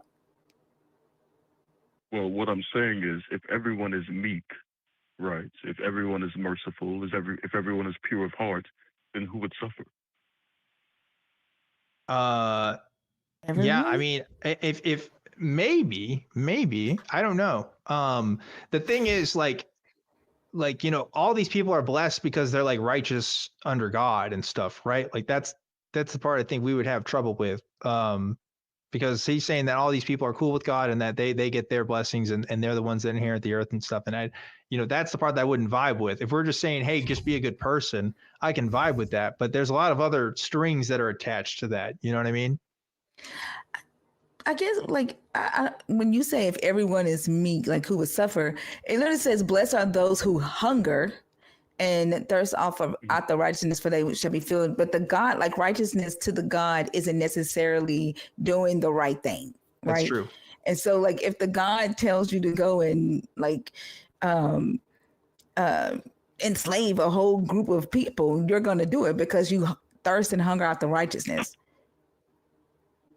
So everybody, like, more people would suffer under that, right? Okay, and just a question for you: do you think that like fasting would be something that is bad for humanity? Fasting? I mean, potentially. It depends on the person. Not everybody can do fasting. I think fasting is a good thing, but like, what does that have to do with anything, honestly? Well, see, I interpret that as saying that blessed are those who fast and seek the word of the Lord. Okay, well, I have the verse here. Blessed are those who hunger and thirst for righteousness, for they will be satisfied. Mm-hmm. I don't think that's talking about food. I think that's talking about like righteousness. Like just like obeying the God, right? Denying your flesh. Exactly. No, that's living just and upright. That's like obeying the God. Yeah, I don't think he's literally talking about food. Well, I mean, God does not say thou shalt hunger, right? So, as I said, I'm open to you guys having your own interpretation. We all know that interpretation is very important. But yes, I interpret that as to say, blessed are those who hunger and thirst for the things of the flesh, but deny those things for the righteousness of God, for they will be filled. Okay. But like, look at the end of this. I have it here. Rejoice and be glad, because great is your reward in heaven, for in the same way they persecuted the prophets who were before you, right? So like, these lists of things could be nice, but this is all built on this framework of Christianity, right? I have to know if a God is real. I have to know if Jesus is the son of that God, and we should care about what he says, and if there's a heaven and stuff, right? Like, otherwise, this is just a list of a guy saying, hey, we should do some nice things, right? And Jesus isn't the first person, nor is he the last, to like have a list like this. So Have you ever heard of the saying, an eye for an eye makes the world go blind? yes, I have. Right. What if instead of taking an eye for an eye, everyone was merciful and meek? The world would Well, seem much better. it's funny you say that, because an eye for an eye literally comes from the Bible, first of all. So I don't know if you know that, but that's where it originates from. It's Old Testament law, right? So, they were already on that. It gets, reinterpreted now, but like, again, What? yeah, say it again. What? I thought that comes from the Code of Hammurabi. You're right. It does come from the Code of Hammurabi, but the Bible takes it from the Code of Hammurabi. But also, like, when you say everybody be merciful, like, mercy requires you to like not punish somebody for doing wrong, right? That means that there's somebody still doing wrong. Right. Mercy is not justice, right? That it's not the same thing. So, there's an argument to be made that that's not appropriate. You're basically saying, this is why I don't like the whole turn the other cheek. I think your Jesus was creating pacifists. Like, you're saying to lie down and let your enemy just fuck you up. Mm-hmm. That's what you're saying, and never ever pursue justice. I think that that's what you might call small scale thinking. As I stated previously in my introduction, I think that if the whole world adhered to these teachings, there would be no suffering. Well, the whole world adhere to blessed are those who mourn, they shall be comforted. So everybody just sitting around fucking crying so your Jesus can come to them and hug them, because that's the only time that he said he gonna hug your ass is when you crying. So everybody just sitting around somber, poor in spirit. Yeah. I mean, again, like, maybe you're right. Maybe if everybody acted this way, that would make the world a better place. Okay, so what? Does that mean that Christianity is true? I don't think so, right? A guy can say, hey, we should do some stuff, and it would make the world better, and everything else about his life could still be bullshit, right? Like, I'm sure there's some cult leaders out there that have said some really great things about how people should act, but that doesn't mean the rest, I should follow the cult. You know what I mean? Well, in all actuality, I am not saying that everyone needs to be a Christian. But what I am positing is that if we all followed the teachings found specifically in Matthew 5, and honestly, any teaching of Jesus, that the world would be a better place. I think that Jesus took the time to speak to the things that we as a people need to adhere to. I'm a little confused, because I don't see these things will make the world a better place, because it's literally saying if you are somber, right, mourning, peacemakers, you're being persecuted, right, then that makes the world a better place. Like, literally, Christians see themselves as these righteous sufferers already, and the world is not a better place. Like, the only thing on here that a person could say is pure in heart. A person that's pure in heart, and peacemakers. But everything else, like, what? I don't see what you see in this. If I were having a conversation with you and you decided to give in to your wiles and haul off and punch me, and I offered you the next cheek, would that make you more inclined to assault me or less inclined? I Okay, don't know. It depends on what you did. let's turn this around. Let's say a thinker goes and assaults a friend of yours or a family member. Are you saying you shouldn't stop them from doing that? You should just let her do that? I am saying that radical love. No. Let's be explicit. Thinkers coming to your house and they're going to mess up your family members. Are you going to stop them?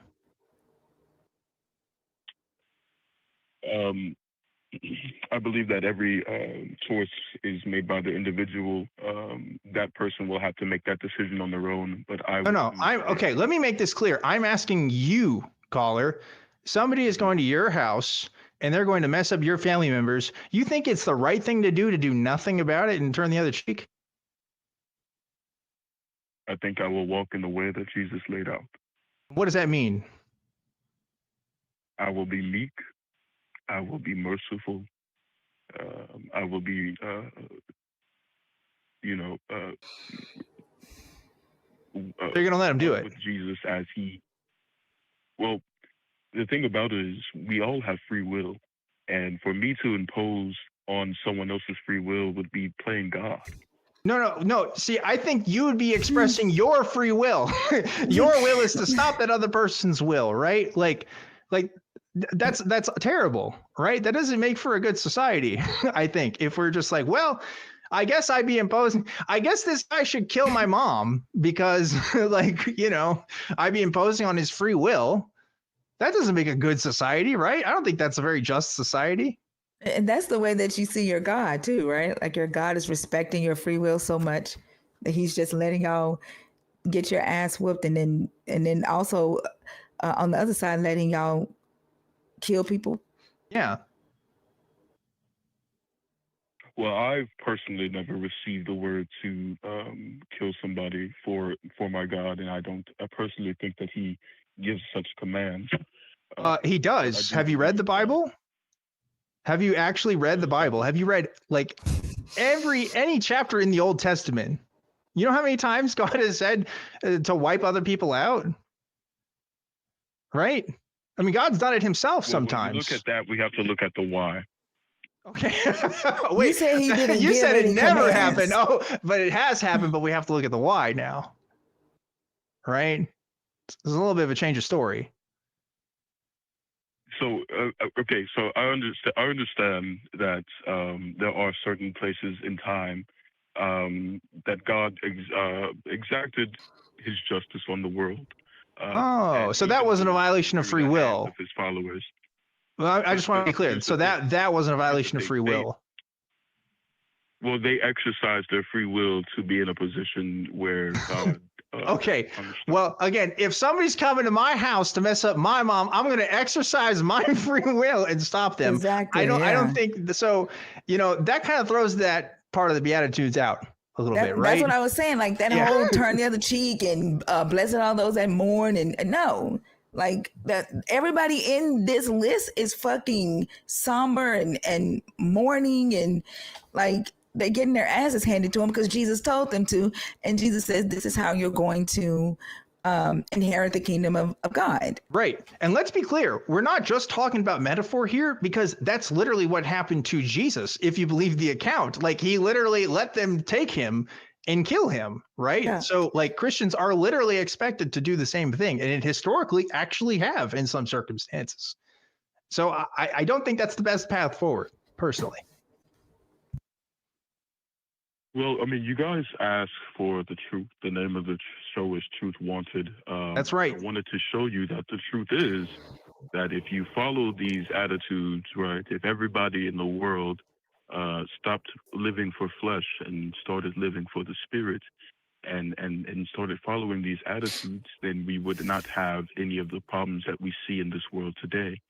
Jesus taught us to take care of those who are in need and sick, and he told us not to value the things of the world, and I think that that's very important. Jesus actually said, hey, don't take care of the poor, you should follow me instead, right? There's a story of a man mourning and burying his father, and Jesus says, no, actually, come follow me instead, right? So there's one counterexample to this, but two, again, Dwayne, I really hope this doesn't happen. I don't. But if somebody comes to mess up your family, I hope you stop them, right? And if somebody comes for you, I hope that you defend yourself. I don't want that for you. I don't want you to not have to defend yourself because you think that this is the right thing to do because Jesus said so, right? I really think these ideas, some of them may be good, but I think some of them are a little bit problematic. I don't think you should buy them wholesale, which is what you're selling me here. I appreciate and understand your concern for my safety, but just as Jesus was able to call on the angels to help him in a time of need, I would also be able to call upon the forces of heaven to help me. Really? You're going to be calling upon the forces of heaven? Wow. That's interesting, Dwayne. Absolutely. Okay. I wish other victims of crime were able to do that. I'm glad you have that ability. I'll say that much. As long as you know the true name of the Father and the Son and the Ruach HaKodesh, you will be able to call upon the forces of heaven. The what did you what? I didn't catch that part. But listen, Dwayne, I don't know. We're kind of out of time for this call. We heard your point. We disagreed. It sounds like you don't care that we disagreed or really addressed anything that we had to say about it. So you have anything else you want to add before we let you go? No, thank you guys for the opportunity. I hope that you guys are in good health. All right. Yeah. I hope you're in good health too, Dwayne. I really do. Mm-hmm. Don't submit too much. Don't submit too much. Yeah. Yes. What an interesting call. I don't know. What do you think about that one? I don't know. It's not like he said rural cocoa dish. Yeah, I heard like horseradish. that was my take. I guess I'll my summary is the Beatitudes maybe has a few good things. I'm not going to say it's all bad, but like you shouldn't just accept it all as true wholesale, and especially not the underlying implications here, which is you do all these things and you get to go to heaven, right? And there's all this other stuff attached to it, right? So that's what I'm stuck on. I like being a peacemaker is good when you know it's necessary, but it kind of gives the idea that you know Jesus is against fighting back, right? Yeah. And I don't necessarily, I think when people read this and they see blessed are the poor in spirit, that they think that's Jesus saying take care of the poor. Yeah. And it's not. Like if you're poor in spirit, like you're brokenhearted, you're downtrodden, right? And that's I don't necessarily see this list. This is the pacifist list for me. Like this is the list that Jesus uses to turn people into pacifists that allow them to allow people who have more narcissistic and abusive personalities to actually trot on people who are trying to live. I don't necessarily. I agree. I had to look at the verse here. Yeah, this is in Matthew 26:11. He says, "The poor will always be with you, but you will not always have me." Right. Mm-hmm. And he's talking about this idea that, wait, I'm more important than helping the poor people right now. Yeah. Following and lecturing me. Like, the religion of Jesus is not just about do nice things for me. It's also, at least in some part, like worshiping the literal figure of Jesus. Yeah. And sometimes people like to separate that. Is that's the one where Judas was like, man, why are you putting $300 worth of oil, letting her put that $300 worth of oil on your body? And he's like, oh, because I'm worth it. I think that's literally that chapter. Yeah. Where they're, cause like they're washing him and doing all this stuff. Yeah. Yeah. That's where that comes from. Cause he's like we can feed the poor with that. And he's like, the poor would be with you forever, but not me. Like not they can eat next week. I'm like, your leader. What? Yeah. Do things for me. I really think the most radical change I've had since a Christian is viewing Jesus as a cult leader. Right. You say that to Christians and they think, what? How could you say that? But like that, if you read between the lines and like, it's kind of there in the text, you really do see it. Like we are really kind of out of time, but like we have another call that is just so, it looks like it's really interesting. You want to take one more? Yeah. Okay, let's do one. And I'm going to talk to, we got Jim calling in from Texas. Jim, we are towards the end of tonight's program. Okay. So I'm being serious here. We don't have a whole lot of time. Okay. But we'll let you talk here because I want to hear what you have to say. The call screener says that you say that you do have evidence for God, and I don't know, in like the human body, I guess. So let's hear what you have to say. Go ahead, Jim. Interesting. Well, yeah. Well, I was just thinking about it, and why atheists don't believe in God. And it says in His Word that we know that there is a God by the things that He's made. So I got to thinking about a body, and in a body, it's composed of approximately 130 trillion cells. And each cell has 100 trillion atoms that make it up. And in the DNA of those cells, that they say the coil of that, each one of them is around 6 foot long. And that if you extend that, that would like go to the moon and back over 150,000 times. Now that's hard for me to believe, that I can't, my mind can't grasp that just happened by chance. And I think what I feel like it takes more faith to believe that happened by chance than a God that made it, and I believe that we're both by faith, like in biogenesis, the beginning of life, that atheists, they don't know what started, and Christians will just say, well, God was the creator of heaven and earth. So yeah, I guess that's a start. Okay. All right, Jim, I'm gonna say something here, and this is gonna sound really mean, and I really don't mean it in a mean way. Okay. So I think it sounds unbelievable to you because you don't understand it. Okay. Now, don't get me wrong. I don't completely understand it either. I'm not a biologist, right? We have Forrest Valkai, who is a biologist and is studying to get his PhD right now on the show, who talks a lot about this stuff and about evolution, about DNA and how these things work. But I think people who actually do study this stuff every day can give better explanations as to how cells work, how they duplicate, right? How they undergo mitosis and do all these things in the body. That would make sense, right? As a more natural explanation than just us throwing our hands up in the air and saying, well, I don't understand it, so it must be God, right? And I'm not saying biologists can tell you the answers to everything, right? There's a lot of questions about how life on Earth originated, right? What were the exact mechanics of abiogenesis, or if it came from Earth? There's other ideas like panspermia, right? Where life comes from other planets. Obviously, they had to start from somewhere too, right? But the point is, we don't have all the answers, but we have a lot of answers, and that's kind of interesting.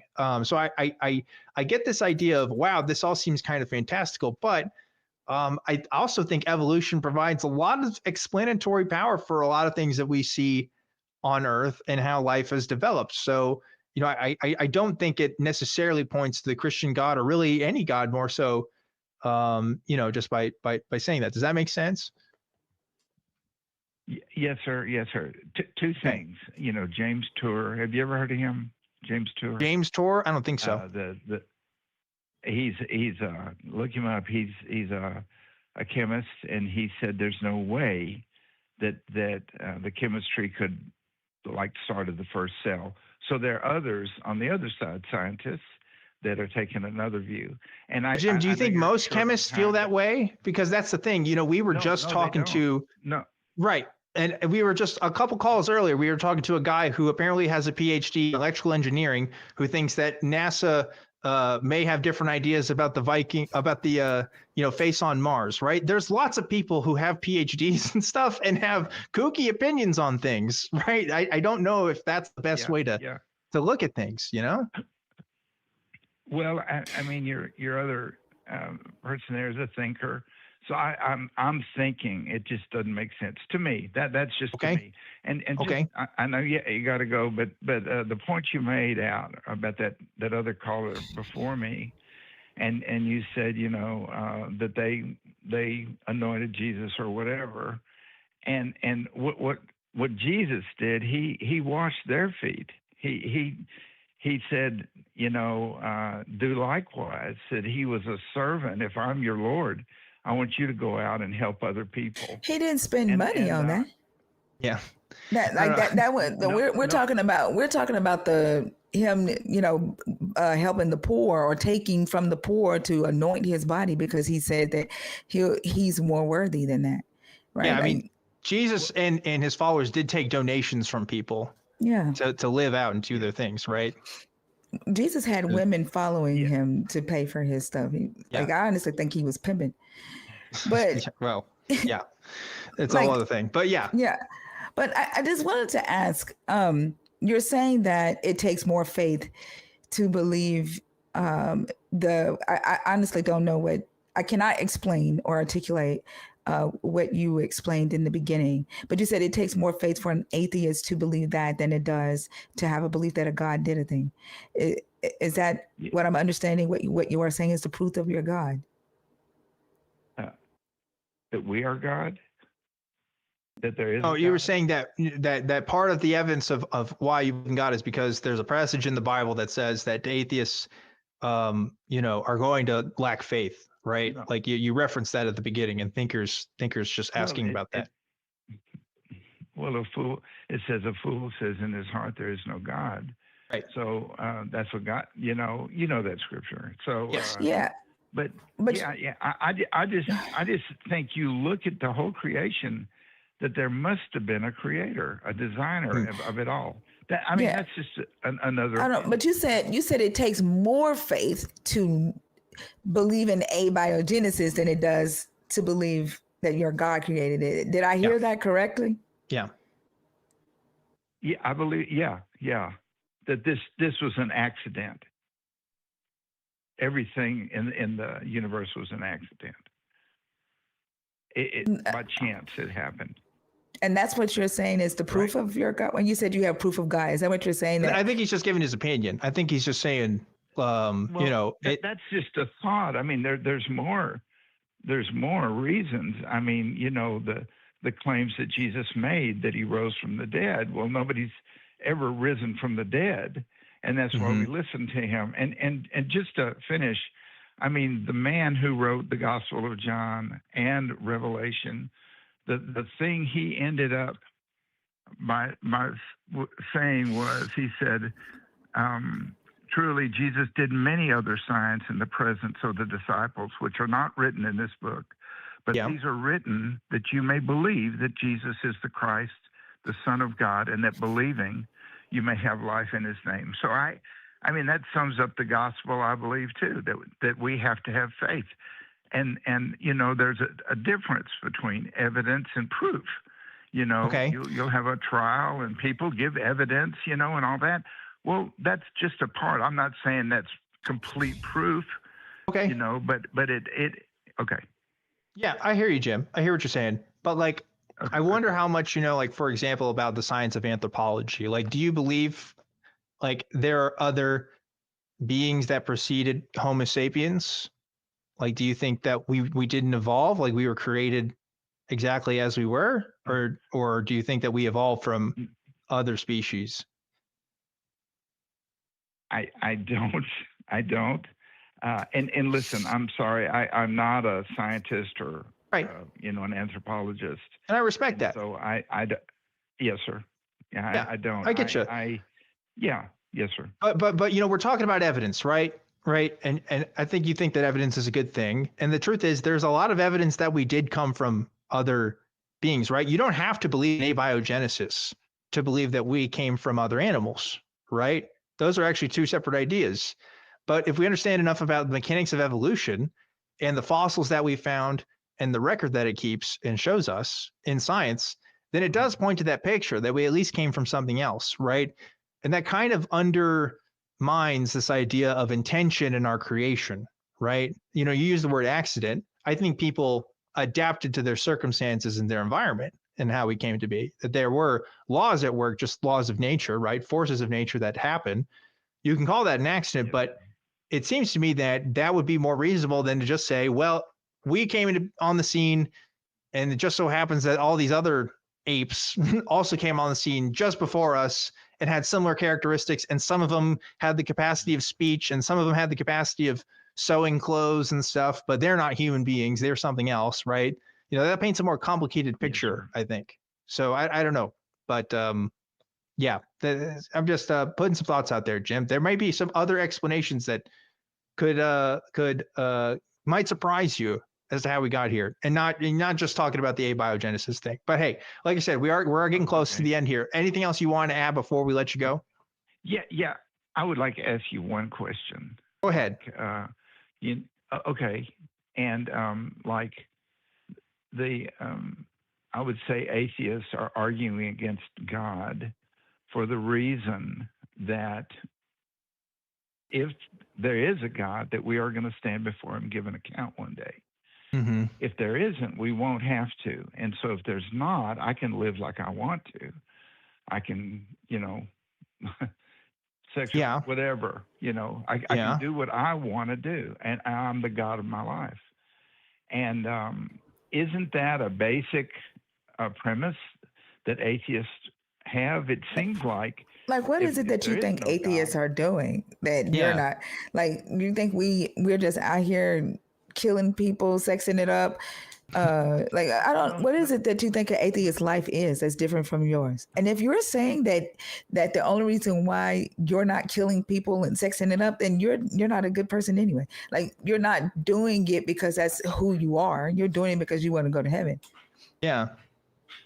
Right. Well, the reason is I'm not saying you're doing that. I pray you're not. I mean, you sound like really great people, but to me, I see that there's darkness in my life. There's sin according to what God said, and I want forgiveness of that, and that's why He shed His blood for me. But that's not what you just said, though. And wait a minute. And that eventually, at the end, I will have eternal life, not only in heaven, but right now. And what, they say, why do you believe? I would say, to me, there's a peace that passes understanding, that a peace in my heart, that when I do to stand before him, that I will be justified by what Jesus did. I guess that boils down. Now, you can believe that or not, That's fine. But that's the message, isn't it? Isn't that the Christian message? Jim, let me leave you on this note, because we do got to go. Okay. First of all, it's very unfortunate you called at the end of the show. I would love to have a much longer conversation with you. I would love it if you could please try to if you could make time to call back again. I will absolutely pick you up first thing. Okay. Because I think we would have a great conversation together. But I'll leave you with this. What you're talking about with atheists, that's an unfortunate prejudice that we get faced with, that we don't like God, right? We have some sort of problem with him and his judgment and his rules. And so we're kind of doing this out of spite, or we're doing it because we want to sin or do our own things. And the truth is, the reason why I'm atheist and why thinkers and atheists and why other people are atheists is because we just can't accept these ideas as true, right? The sin thing doesn't matter as much, right? And here's another thing, Jim. Let's say there is a God. I think he's going to have to look at my life and evaluate whether I'm a good person or not, despite my belief in him. And I think he'd be able to do that. And I think he would be able to say that I was a good person, or at least I would try to be. Maybe it's not all the ways that he would think it's a good person, but like it or not, there's actually a lot of atheists that do live by their own moral codes. And it's for different reasons than what God lays out, right? But, a lot of us really do try to do our best every day. And I'm not trying to run away from a God because I want to sin. I really want to know what's true and what's not true, right? And I don't think the Christian God at this point in my life really makes sense to me as an idea, and for most of us, right, that do identify as atheists. But Jim, I want to say thank you so much for calling in. I got to let you go now. We got to end the show. But I sincerely hope you call again, because I think we would have a great longer conversation. You look like you want to say something to that. What do you want to say? It's the whole you just want to sin thing. And then when I point out, you're not doing anything different than what you're doing. And just, it's very hypocritical for them to always point the finger at us, right? But if your God is going to send somebody to hell for not believing, while they are not the ones out here killing, but the killer gets to go to heaven, I don't want to be anywhere near your God. I don't that's a good point as well. We're put under this moral lens here, I think very uncharitably, because we don't live up to Christian standards of right and wrong, when personally, I don't think Christian standards of right and wrong are good enough. I actually think I try to hold myself to a higher standard. I'll give you an example of that. I'm a vegan. I've been vegan for the last 5 years, and I do it for personal, moral reasons. And you know what? Like Christianity doesn't teach that at all. Christianity doesn't care about what you do to animals, right? Now, that's not a standard that everybody follows, but the point is, like, I came to that and I don't need God for that, right? I can find my own way through that. And lots of atheists find their own morality in their own ways. Does it come to a head with other people because we don't have like a big objective system? Sure, but we never had it anyway, right? Yeah. It's not like Christians didn't have this problem or haven't had this problem. They fight about stuff all the time about what's right and wrong. Yeah. So, you know, Yeah, I agree. but on that note, we are at the end of the show, folks. We are over time. We got to wrap things up. I want to thank Thinker for coming back on the pod. Thanks so much, Thinker. Great Thank show. you for having me. Absolutely. If people want to find you, where should they go? At Ingrowth on TikTok. And Arc Thinker on YouTube. Hell yeah. You. Yeah. Go check that out if you want to look at Thinker's content. And let's bring Kelly back on stage really quick to help us end this show. What's going on, Kelly? Hey, Dan, you know what? I wrote a bunch of notes about the show. I know we're going over. I'm going to just ignore most of them, but I got to say 2 things, man. I have to. Okay. The rover moves at 0.1 mile an hour. So think of that scene from Austin Powers with the guy getting run over by the steamroller. All right. Hey, but Kelly, how fast do you think Smurfs move? They probably don't move that fast. Yeah, but you don't have to run away from it. You just got to step off to the side, right? Yeah, that's true. Yeah, you got a good point. All right, good job. And the other thing was for Michelle. Michelle, I want you to go look up plate tectonics. Yeah. And Dan, we do think about 4 billion years ago, the Earth was covered in water. However, the oldest fossils of coral are about 500 million years old. So they don't correspond to the same time that the Earth was covered in water. So that's another thing that was kind of wrong with Michelle's theory there, or idea. I shouldn't call it a theory. Thank you, geologist Kelly, for coming in. You know, we should have brought you in on that one. So thanks for the note. Michelle, if you are still watching the show, look up plate tectonics. It'll explain how the coral got there. And with that, the only other thing I need to do is remind everybody what the question is for next week. And that is, if aliens landed tomorrow, who should we send as a tour guide? Yes. Leave your comment below and we will get to it next week and read our top 3 answers. I want to give, again, a special thank you to the crew for doing the show today, and another thank you to Thinker. This was a great episode. I loved it. Folks, that is it for today. It's all the time we got. This has been another awesome episode of Truth Wanted. I am Objectively Dan. Remember to always keep wanting the truth, and I'll see you next time. Bye, y'all.